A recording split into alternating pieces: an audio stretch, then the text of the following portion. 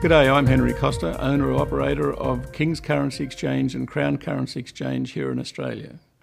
Today's parable is called 1001 Arabian Nightmares. So pardon the play on this famous work. I thought of it when I spoke to a tourist from the Middle East this year.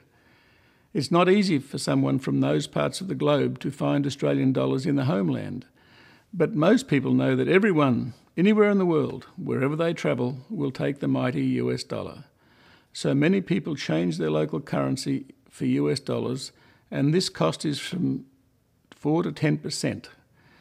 This man from the Middle East, like many of his compatriots, arrived in Australia and had to change the US dollars into Australian dollars.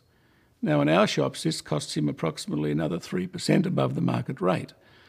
And if he's unfortunate enough to change at the airport, it could be up to 10% with fees or commission. If he happens upon a money changer away from the airport who also charges fees or commission, he is again much worse off. This double whammy effect can be avoided easily. If my friend from the Middle East had brought his native currency, I could have changed it straight in Australian dollars. When I asked him why he had brought US dollars instead of his native currency, he told me he was concerned that no one in Australia would take the well-known Middle Eastern currencies. But of course, we would. And we would have traded his money with no commission, no fees, and at the very best rates.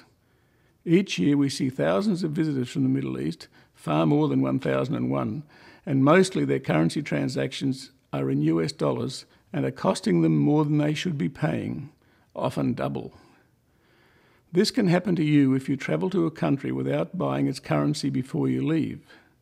A well-trained foreign currency consultant should be able to tell you what to take with you no matter where you travel. A well-founded money exchanger should deal in about 50 currencies, including many exotic ones. Of course, there are some regimes whose currencies are not commonly traded or available. That usually tells you something about the risks of travelling to those places. Always check with your travel agent or on the internet for any warnings. So here's the moral of this story. Avoid paying twice for currency exchange. Bring your native currency straight to a reputable money changer here in Australia. Look for an operator who does not charge commission or fees, even when disguised as a tax. In Australia, I advise my clients to ask for the currency required at their destination before they step onto the boarding ramp. This saves money and disappointment at the other end. However, don't forget to also at least take enough cash for stopovers.